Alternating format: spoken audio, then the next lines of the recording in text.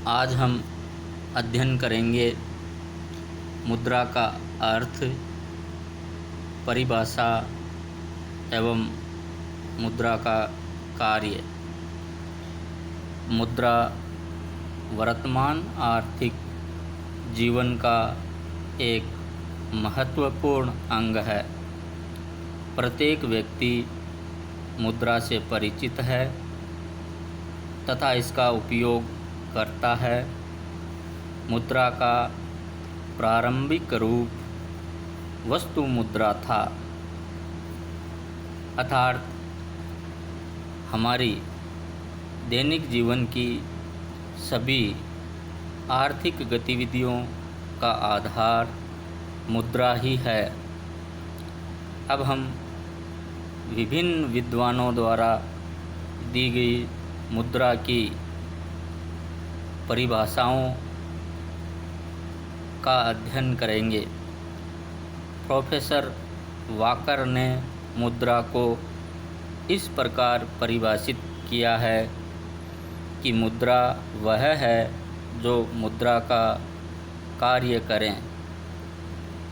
Professor nap के अनुसार कोई भी वस्तु जो राज्य द्वारा मुद्रा घोषित कर दी जाती है वह मुद्रा कही जाती है।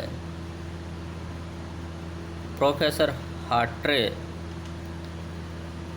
ने अपनी परिभाषा में मुद्रा के दो महत्वपूर्ण कार्यों का उल्लेख किया है, जो इस प्रकार है। प्रथम, ऋणों के कानूनी शोधन के लिए मुद्रा एक साधन प्रदान करती है तथा दूसरा, मूल्य मापक के रूप में यह साख की अस्थिरता को सही करती है।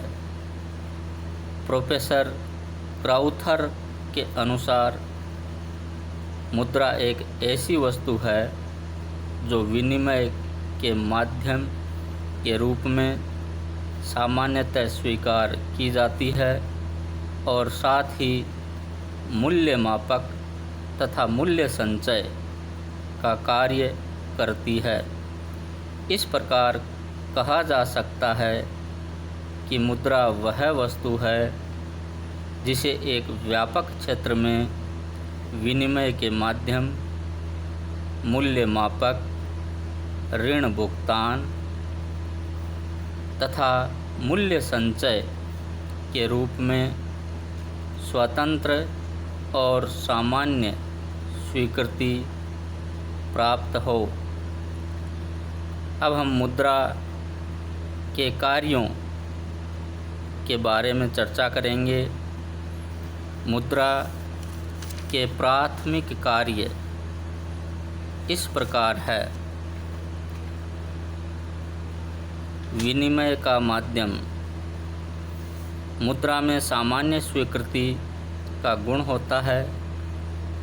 मुद्रा के प्रयोग से क्रेता एवं विक्रेताओं के स्वतंत्र निर्णय करने की शक्ति प्राप्त हुई है कि वे कब, कहाँ और कितना क्रय विक्रय करें। विनिमय कार्य दो भागों में हो सकता है। प्रथम, वस्तु या सेवा को मुद्रा में बदलना, जिसे विक्रय कहते हैं, और दूसरा, मुद्रा के बदले अपनी आवश्यकता की वस्तुएं अथवा सेवाएं प्राप्त करना, जिसे क्रय कहते हैं। मुद्रा का दूसरा प्राथमिक कार्य है मूल्य मापक के रूप में मुद्रा।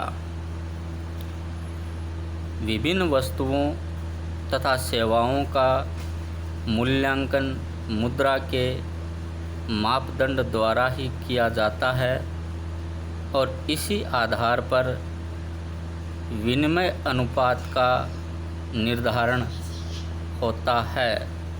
प्रोफेसर क्राउथर ने लिखा है, यह लेखे की एक इकाई के रूप में कार्य करती है। यह मूल्य के मापदंड या सर्वमान्य मापक का, जिससे अन्य सभी वस्तुओं की तुलना की जा सकती है, कार्य करती है।